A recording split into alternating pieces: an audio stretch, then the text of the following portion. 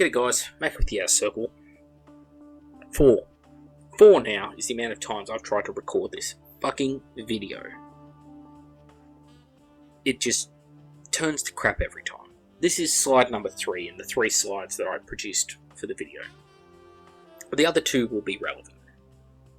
I've been trying to talk about the newly released Primaris Marines, the stupidity of them, and how it's objectively stupid. It's not down to an opinions thing this time out where someone goes, oh, you might like it, that's up to you. No, it's stupid. Literally stupid what they're doing here. How do I emphasize why it's stupid though? And as I said, objectively, I can say, hand on heart, hey, I'm 100% right on this, and other people are 100% wrong if they like what they've done. That's not very often that you're able to do that in life. Sometimes you are.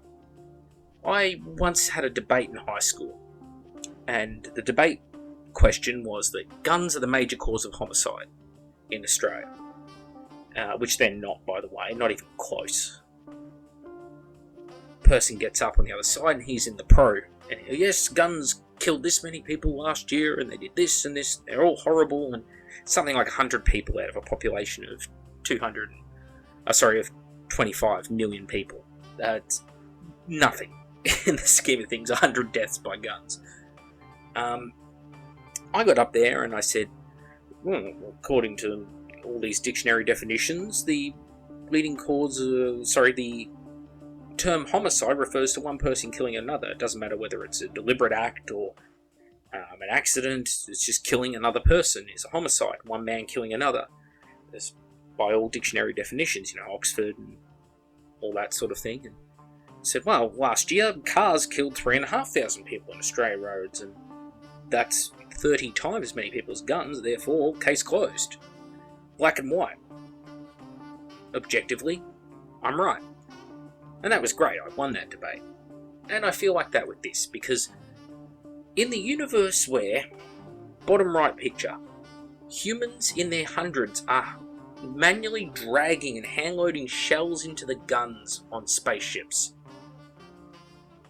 Primaris Marines with moon boots floating down gently from the sky with the power of friendship exist. Does that make sense? What about a space marine who's supposed to be a covert ops space marine, who's got jangly shit hanging from his armour, golden stuff hanging from his armour? You see, I don't know if anyone here knows what it's like to be camouflaged. I'm sure most soldiers know what goes into being well camouflaged, especially if you've done special forces or even just infantryman's work, sniper work. You're laying an ambush, something like that. You tape over things that are made of metal. Electrical tape on brass buttons and things like that to stealth them up. Because you don't want the shininess to reflect off things. You don't want the enemy to see that. If you've got things like dog tags, that kind of thing, you put rubber around the edge of the dog tags, little rubber covers that go over them, so they don't clink together. You tighten all your pouches, close them up so they don't jangle around. You don't hang crap off all over your armour. You try and make yourself quiet, because one of the biggest giveaways is noise. Noise is huge when it comes to being stealth. There's, what do they call the 5 S's and C. It's been so long since I did it, but it was like size, shape, silhouette, shadow, sound, and movement. 5 S's in and out. There you go. The idea was, if you're standing up, you create a silhouette, we can see your outline. Bam, you get shot by the enemy, or at least they are alerted to you. Silhouette, right there. Shadow. Shadow of a person, very obvious. If there's a shadow where there shouldn't be one, that kind of thing, it sticks out. Shape. Organic shapes, round objects, like a helmet. Dome in the middle of a forest. It's like a perfect dome, stands right out. That's why soldiers put leaves on their helmets and hessian, things like that, to break up the smooth shape. Sound. As I said, that's a big one. They don't want to be hearing anything, and movement goes hand in hand with sound. if you're moving around out there, you're looking out into a forest and you see something move, it immediately catches your eye. Well, let's apply that to this Marine. He's got clinking, jangling stuff all over him. He's wearing completely unrealistic colours.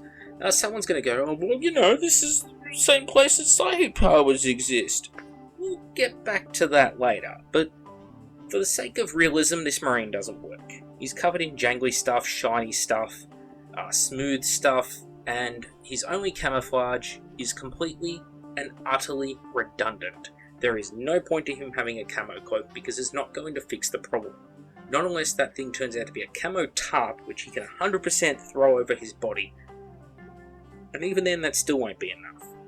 Because there's a reason snipers don't just walk around wearing a big cloak. They have to wear ghillie suits, things that completely break up the shape of their body. The infantrymen doing their pack march on the right have high-vis vests on, and it immediately makes them stick out like dog's balls. The actual camouflage they're wearing, even in that photo, is starting to blend into the background behind them. Well, they're the equivalent of this Space Marine. His bright blue armour sticks out like dog's balls. Doesn't matter if he's got some camouflage on him because the rest of him sticks out. The Marines down the bottom. You have these guys. Apparently their job, according to Fluff, is they drop in from orbit to bring heavy weapons to the battlefield. And a lot of people are reporting. They just, congratulations Games Workshop on another brilliant lore decision. Why do drop pods exist? Anyone at home, yes, you, there on the left. Yes, that is correct. Drop pods exist to get Marines from the sky to the ground with the equipment they need. That's why Devastators can take drop pods. That's why drop pods are the primary method of deploying Marines. There's other methods like Thunderhawks and that sort of thing, but the drop pod's great because it gets down really fast. And it's small, and there's lots of them. You can deploy a lot of Marines in drop pods in the same time it takes to get a Thunderhawk to the ground. And instead, we're like, no, we're gonna send in flyers into the upper atmosphere, and they're gonna cruise along, open the back door, and these guys are just gonna drop out, and they're gonna gently float down to the ground with their grab chutes and their hover boots. Well, you see, grab chutes are a thing the Imperial Guard use because the Imperial Guard are humans. They're lightweight, probably 80 to 100 kilos, fully combat equipped with this grab chute, and it's enough to slow them down and land on the ground. Think of the Elysian drop troops. Space Marines, meanwhile, regular ones, not even Primaris, just regular ones, weigh over a ton. Because they're basically wearing solid ceramic armour like a battle tank. And it weighs a lot. And so when they've got to land, they have these big, massive jump packs.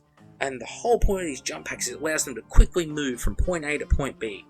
To get in people's faces is the whole point of having that fast movement. It allows them to get in close. Now they don't have heavy weapons because, well, it's really hard to hide yourself, to keep low to the ground and stay out of enemy fire when you have a gigantic fuel-filled backpack on you. Right? Not necessarily a great idea. Second, Marines weigh a ton. Literally, as I said, they're made out of basically solid ceramic and metal. Well, these Marines that weigh a ton need this massive backpack in order to actually lift them in the first place, because they're just so heavy. The reason why planes have such massive engines. You can't give them tiny engines because they're so heavy. Well, same thing with Marines. You can't give them tiny engines because they're so heavy. But all of a sudden, these Marines, because they have these big boots, and these Marines are a lot bigger than the normal kind. These guys are able to move around like that because Belisarius Call. Now, one of the big reasons I hate Belisarius Call, for those who are new to the channel, is because you've taken something, the concept of a stagnant Imperium, that they can't create new technology. They're in a dark age. That's the horror that the Horus Heresy brought about, was that mankind is slowly falling back in progress. They're never going to reach their former glory again. That's what the Horus Heresy did to them. That's why it's such a horrible thing. If it's just a regular war like World War I or World War II, people will get over it in time. You repopulate, the casualties that happened, they're gone, they're horrible, yes, but you can rebuild society, hopefully for the better. The people who are left alive afterwards come to a new understanding and they try to prevent these things happening again. 40k is not like that. It's like if World War II happens and it sends your technology back to pre-Napoleonic times. And a lot of your great thinkers have been killed off and the technology starts getting worse than that. You go from flintlocks back to matchlocks. Then you're down to your sort of hand-lit arquebusiers, and then even the gunpowder technology is lost. You start going back to bows, and then compound bows are lost. And eventually you're sort of back to the spear. Well, that's 40k. We have all this fantastic technology that we've unlocked over thousands of years of work, or hundreds of years of reclaiming old works that were lost. And Horus comes along and he just ruins it for everyone because he destroys factories, destroys technology, and a lot of the stuff that's left behind is corrupted. It's like, imagine you have complex plans to a jet engine. Okay, people know that a jet engine can be 30,000 pages of diagrams for one jet engine from like Rolls-Royce. And imagine that there's a computer virus that's attacking those plans. And you look at the plans, and every time you build an engine, there's one part wrong. And you're like, what the hell is wrong with this engine? Why won't it work? And then you go to fix it, and you find out what the part is, and you go to change it. And then you go to build another one, and you go back to the original plans, and the plans have changed. A different part is now wrong. And the goalpost is always moving. That's what Chaos did at the end of the Horus Heresy. They planted demonic viruses and scrap code into the computers all over the Imperium. In defeat, when Chaos left, they scorched the Earth. So that when you've got technology, the Imperium can't do much with the plans they've got left over because they don't work. I hope I've made that very easy for people to understand. And so you're left with this situation where it's like, well, hang on a minute, the plans don't work. But then old Belisarius Cawl comes along and, oh, well, I came up with some new plans, all on my own. And they're like, none of the Primarchs could come up with Space Marine Devastators that floated down from the sky. The best they could do was drop pods and Thunderhawks. But Belisarius Cawl, he'll have it happen. What about plasma weapons? Oh, well, I can do some plasma weapons, I reckon. Better bolt guns? Oh, for sure. What about better Marines? Oh, easy. It's a problem. The character exists entirely to make these kind of models exist. And it's stupid. Because the whole point of having this Imperium descending into this Dark Age is that humanity is just hanging on. And that what humanity is not really that great either. So you don't know whether you really should be backing them or if you should just be sort of like, yeah, we deserve to be eradicated from the universe at this point, because we've kind of made a mess of things. Well, if humanity's made a mess of things, maybe you do want them to be purged from the universe. I don't know. But I guess that might be why people play Xenos races. But everyone's screwed in 40k. The Necrons, they're never going to get new bodies to hide in. Or to inhabit. The Eldar, they're never going to reclaim their star empire, and there's always going to be a god there ready to eat their souls. The Tau, they've got some horrible communist conspiracy going on in the background where their whole race is being manipulated by a ruling caste. That sounds pretty screwed, even for the Tau, and they're probably the most grim-friendly of the races, I suppose. Humanity, of course, that's going to hell very quickly. Chaos. If Chaos wins, they'll burn out the galaxy. They'll kill themselves, they'll kill everything, there'll be nothing left, the gods themselves will die, therefore it's not in their best interest to win. So they're kind of screwed. 40k is screwed for everyone. Tyranids and the Orcs, well, if the Orcs destroy everything, well, what are they going to do? They can only fight each other. There won't be peace and happiness for the Orcs. Same thing with the Tyranids. They wipe out this galaxy, they'll just move on to the next one. I suppose that's the happiest ending. The Tyranids and the Orcs meet each other, they'll just become a meat grinder that'll last forever, probably. That's the universe of 40k, and the minute you turn around and you start injecting this happy technology, this renaissance of new thought, new hope for the Imperium, well, it kind of just defeats the purpose of it.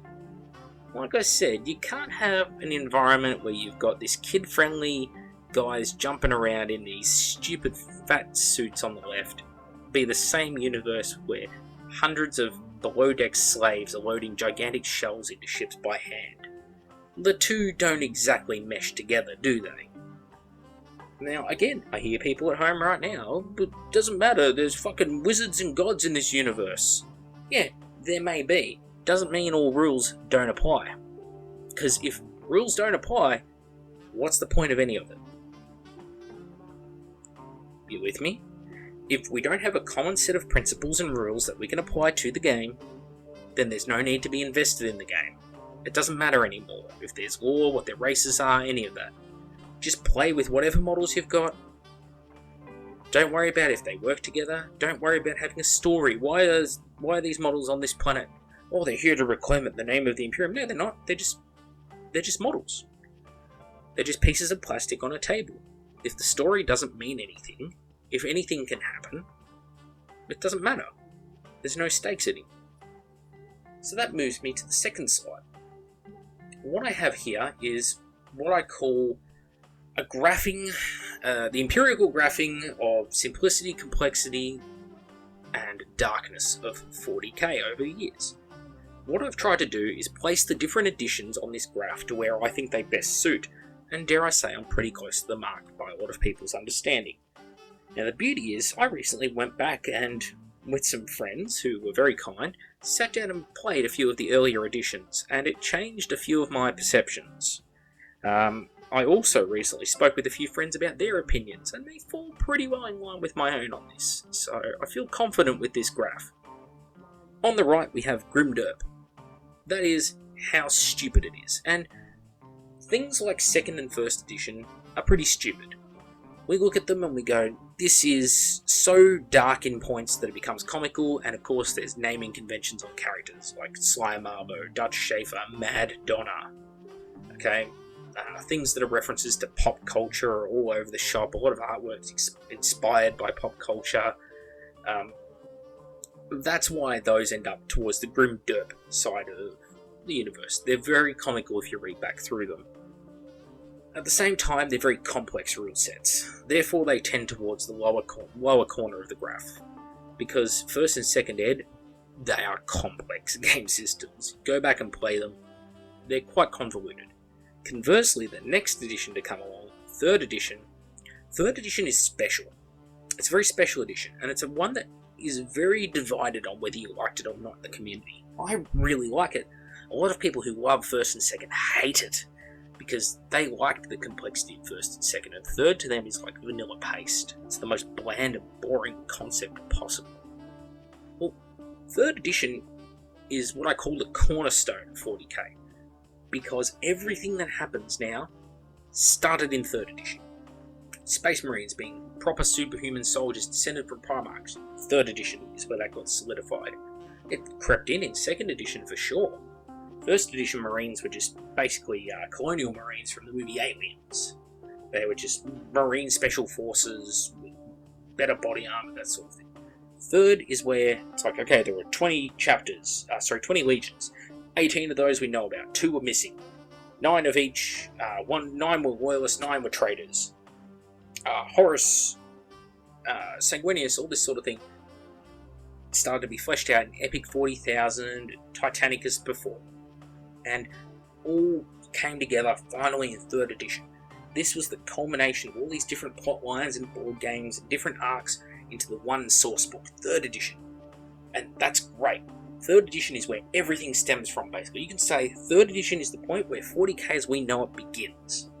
If you go prior to it, it's derpy, and it's over the shop with what the consistency is. It's not consistent, in fact. The fluff is all over the shop. 3rd edition is the cornerstone of 40k, and 3rd edition is from 1998. 21 years ago.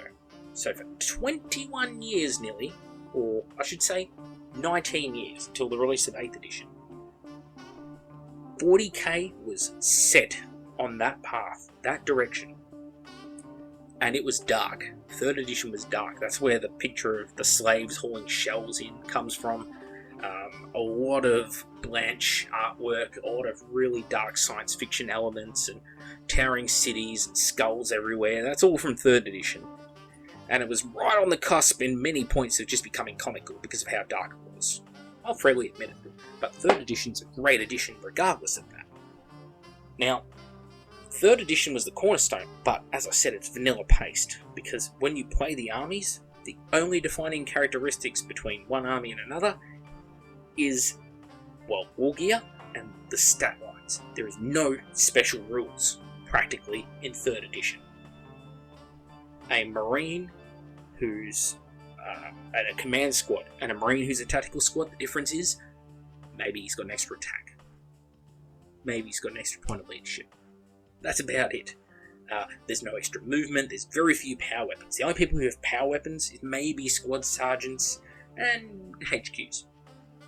That's about it. Eternal Warrior doesn't exist. There are a few items, such as an adamantium mantle, that may give you the equivalent of Eternal Warrior. You can't be instant killed. That's about it. So, very different edition. Things like Tech Marines and Apothecaries, they're an upgrade to a command squad, and their abilities pretty much only affect that command squad. You basically roll, on the first failed save of a turn, you got to roll a dice, and on like a 6, you automatically pass. That's what the Apothecary brought to a unit. It was not a great buff. It was literally just, you cop 1 less wound on the unit, essentially, per turn. Bionics, your character got knocked down on their last wound. If you rolled a 6, they're back in the fight. If you didn't roll a 6, then they're dead. Very vanilla. Psychic powers, very vanilla as well. The Space Marine Armory is like 14 weapons or something in 3rd edition. Then we get 4th edition. So if 3rd is the cornerstone, 4th is this beautiful wall around it. 4th edition is like, hey, here's some special rules, we're going to go for some diversity now. You can make different chapters out of your codex. You can give special rules to all your stuff, and this is where the 3.5 codex and all that sort of stuff stems from. You could have Imperial Guard who are Harakoni Warhawks, you could have tank platoons, you could have Stormtrooper elite armies, you could have Ogren themed armies, Rattling themed armies, all this sort of stuff all came about in 4th edition. Everyone loved 4th edition. Then comes 5th edition, and 5th is a weird one because it simplified it a little bit in some spots, made it a little more complex in others. The way wounds worked was different, but 5th is closest to being right in the best balance. Not too dark, kids could get into it pretty easy. Not too complicated, again, kids could get into it easy. But it had some tactical depth, some nuance, and the way you built lists could be quite complex, so, adults got a lot out of the game as well.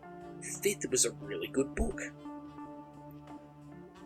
Then we get to 6th, and frankly, I think most people agree 5th is probably the best 40k game, but that's a question for another day. We get to 6th, and 6th tries to change a few of the things that weren't great about 5th, and there were a few minor things that weren't great. It tried to do things like increasing the complexity of psychic powers. It tried to bring in things like allies and fortifications to the tabletop, and it did it.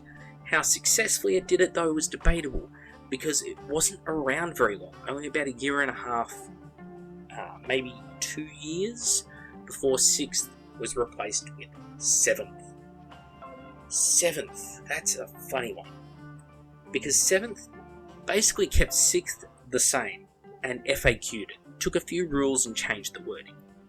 The hard part was 7th brought in detachments, decurions, data slates, formations, the horrible shit that infested the game. And 7th edition was convoluted because of those changes.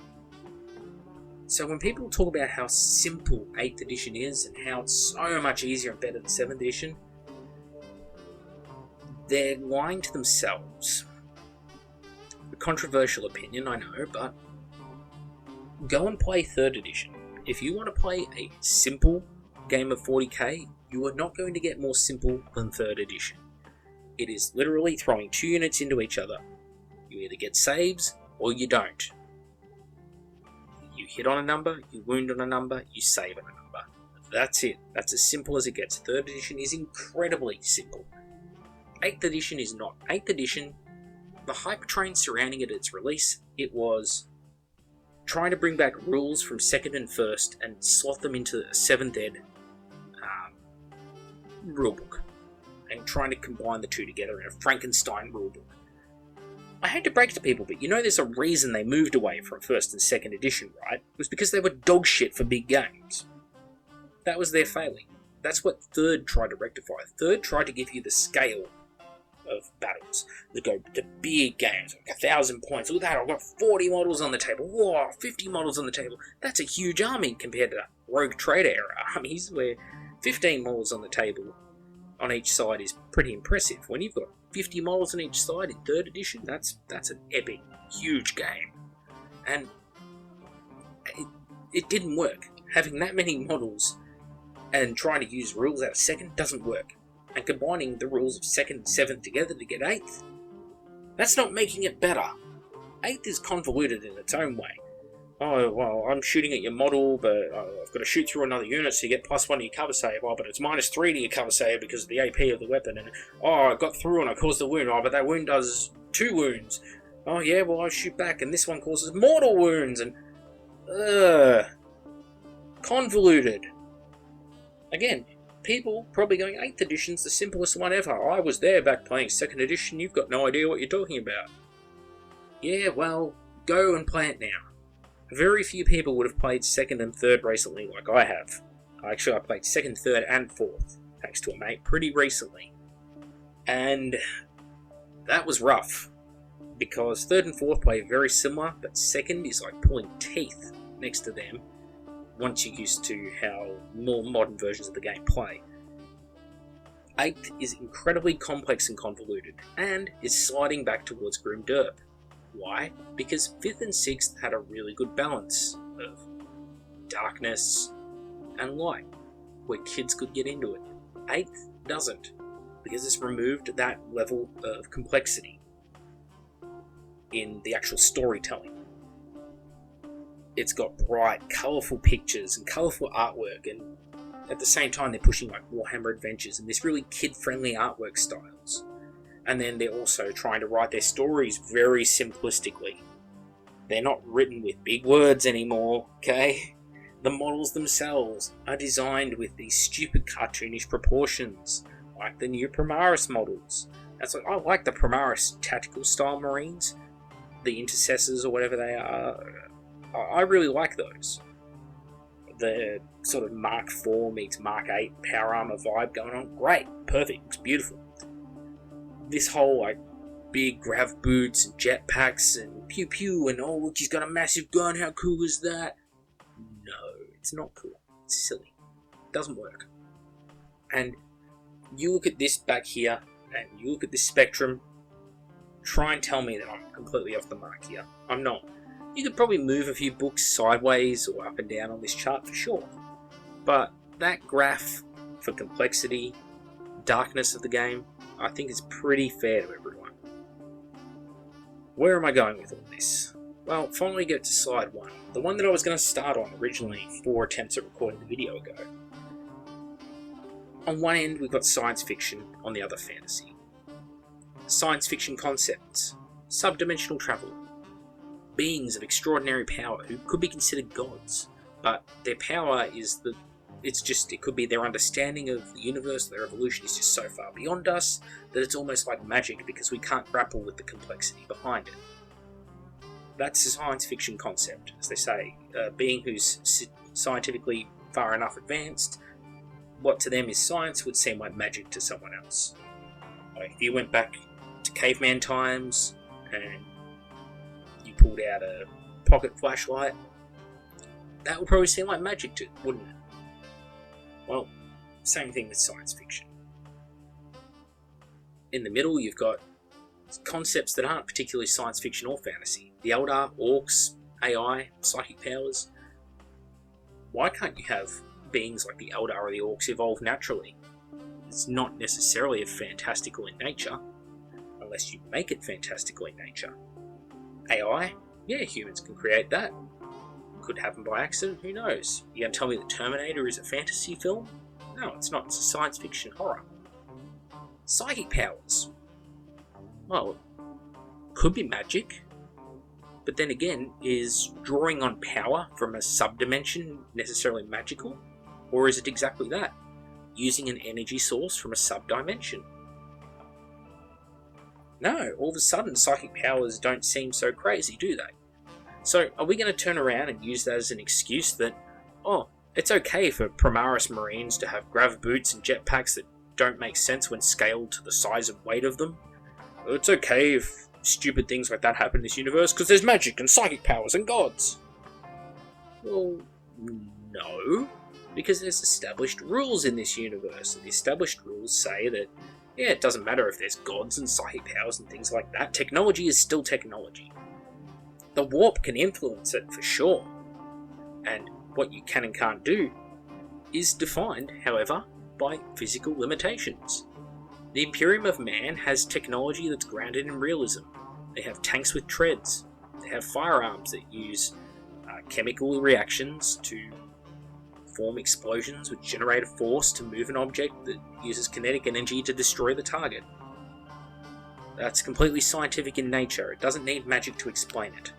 They've got aircraft, the ability to fly from the ground into space. Again, doesn't need magic to explain it. We have that ability right now on the Earth. The energy sources they use, of course, are a lot more potent. The fuel's a lot better, that sort of thing. It probably doesn't cost the Imperium $2 million a pound to send something into space like it does on Earth. You know, they can fly quite easily in and out of space. More or less easily in the scheme of things. You know, compared to us, for them it might be difficult still, but compared to our spaceflight right now, it's very easy. All of a sudden, though, it starts questioning other things that exist in that universe, because you go, well, if a Marine can carry a heavy weapon, and he can fly around with not even a full-size jump pack, then why didn't they? That makes that other technology that exists completely redundant, doesn't it? If Belisarius Cawl can create a much better plasma weapon, well then it makes preceding plasma weapons redundant, doesn't it? If he can make a better bolt gun, you gotta wonder, like, I don't know if people know this, but firearms technology hasn't really jumped in 100 years. Pretty much the last big development in firearms technology, I'd say, is probably the cartridge.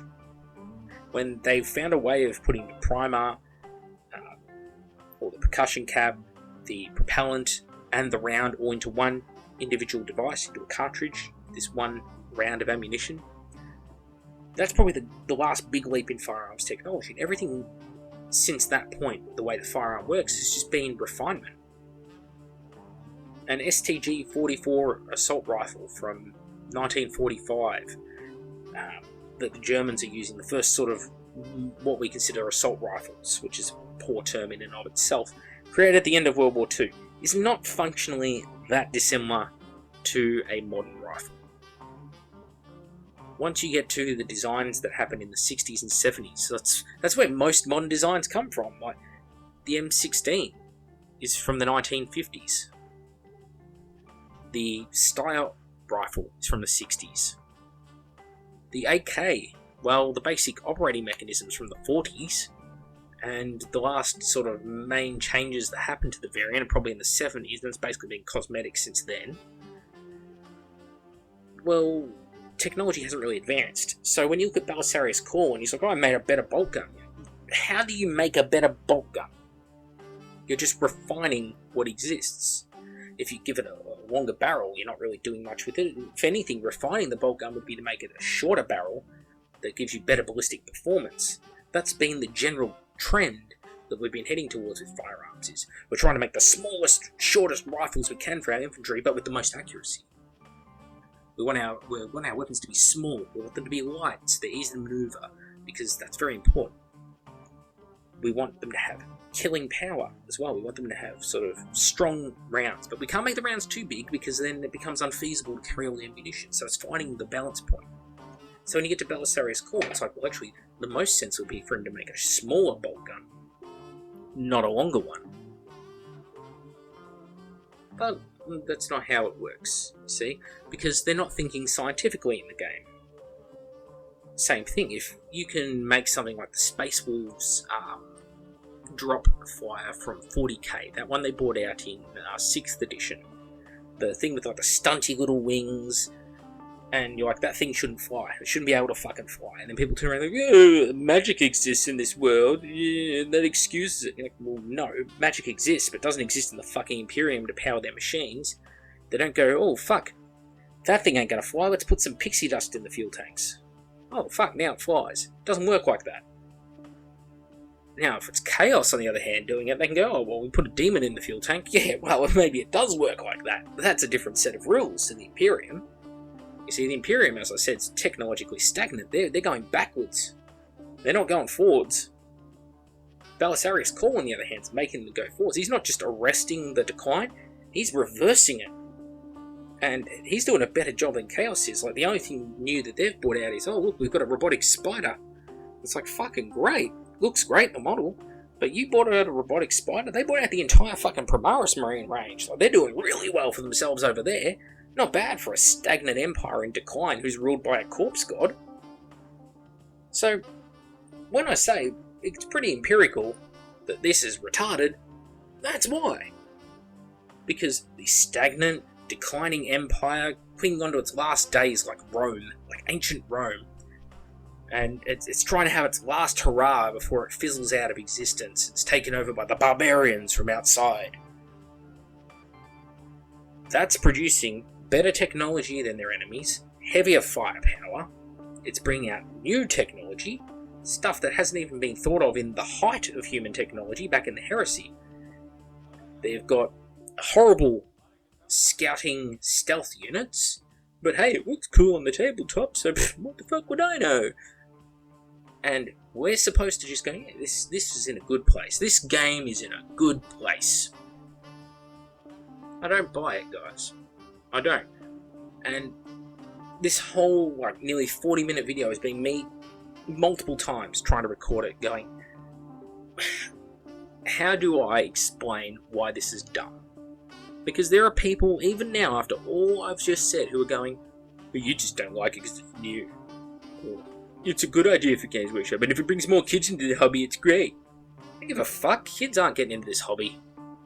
If kids can afford this hobby, they're dealing drugs. I can barely afford this, and I'm a grown fucking adult. Work that one out. It's hard. It's really hard to record a video like this, because you know what the attitudes of people are going to be like on the topic. People aren't thinking with common sense, because, again, you bring up, well, logically, scientifically, this shouldn't happen. And they go, oh, space magic means it happens. And you go, well, yeah, well, if they got fucking space magic, why have they got those big-ass guns then? Shouldn't they have some kind of, like, miniature las cannon? Something like that? Because they've got the technology. Why would they be using autocannons? If you can have guys that have autocannons, can bring that kind of firepower to the fight, and they've got that kind of mobility, wouldn't you make every infantry soldier have that kind of mobility and firepower? It looks like it'd be very handy to have. No, you wouldn't, because you've got to have real-world reasons that all of a sudden come into it, and they go, oh, well, you know, we can't supply enough materials in order to bring it out. There's a chronic shortage of chronadium-47, which is a vital component in grav technology, and we can't employ many suits to the battlefield. And then you'll see 400 tables running Primaris Marines at a tournament that have the suits. The fluff and the gameplay don't exactly sync up like that. Then you've got, you know, things that you just sort of sigh at, like, yeah, you got one of these Marines, he's got a scope. He's got a scope. And he's wearing a face mask so he can breathe, but he's not wearing a helmet.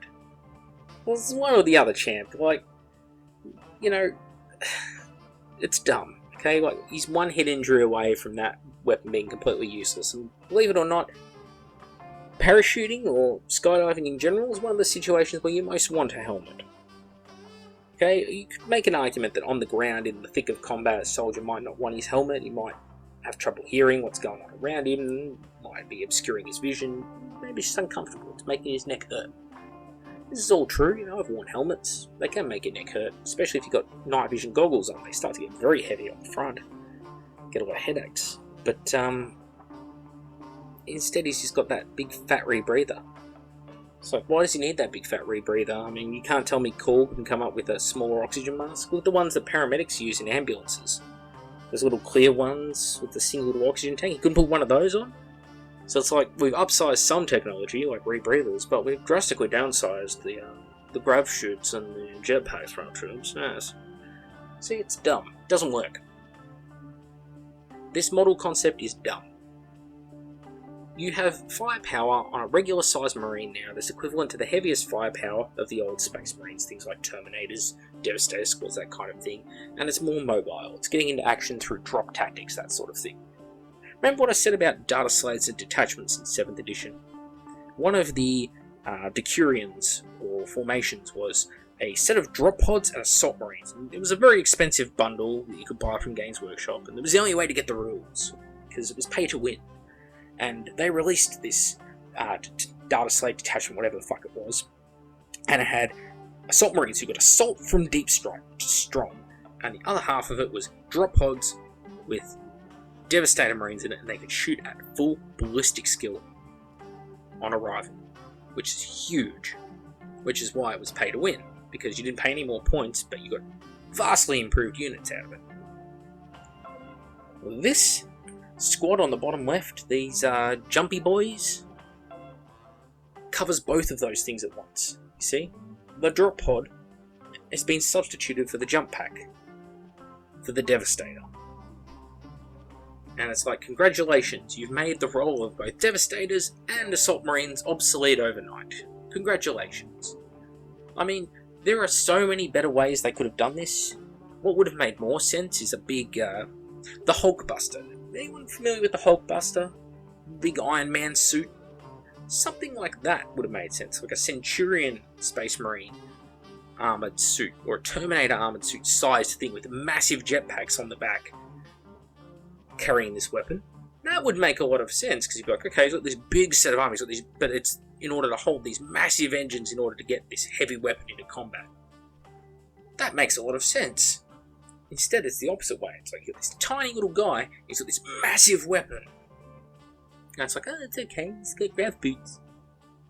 They'll absorb the impact in his feet when his spine shoots out his ass when he hits the ground at 1,000 kilometers an hour, because he's got 2 tons of weight and he's got only 300 kilograms of thrust propelling him upwards. Because that's how physics works, children. But that's okay, it's 40k, and because gods exist in 40k, pixie magic sprinkled over all of Call's creations makes them work, and it's okay if they scientifically make no sense whatsoever and ruin the entire background of a game which has been established for 18 years since 3rd edition. And that was one of the key points of that slide. Remember, 3rd edition, 1998. 1998, 3rd edition came out. And what, 2017, when 8th edition comes out? And it's like, all the codexes, everything, Tau Necrons, all of them got their personalities back in 3rd edition. The biggest sweeping change that happened was when Necrons got their 5th edition codex. And that was back in 2011. And they had their update in that codex, and it drastically changed the background of the Necrons. And that was considered sacrilege. Oh, you can't retcon something like that. That happened, and that was 14 years after 3rd edition came out. And that was huge, because it changed that one faction. And then look at 8th edition, what that's changed. Jesus. You got Eldar shacking up with humans, Gilliman's got his side bitch in Yvrain, you've got Mortarion coming out of the warp, Magnus coming out of the warp, all this stuff's going down all at once. Oh, it's crazy. I've never been more frustrated by a company's inability to do things right than I am with Games Workshop. I really... It's so simple, but they've made it so hard. Because it's ruining the background. If the background doesn't matter, the events don't matter, why does the game matter at that point? You may as well just be playing chess, because you don't need a background if you're just going to move the models around on a table. If the background doesn't matter, what's the point of having it? The stories won't make sense, and they don't make sense. We've gone from having 18 very consistent years for 3rd edition to 2 years of drastic change where everything that happens isn't happening to drive the story, everything that happens is happening to drive the sales.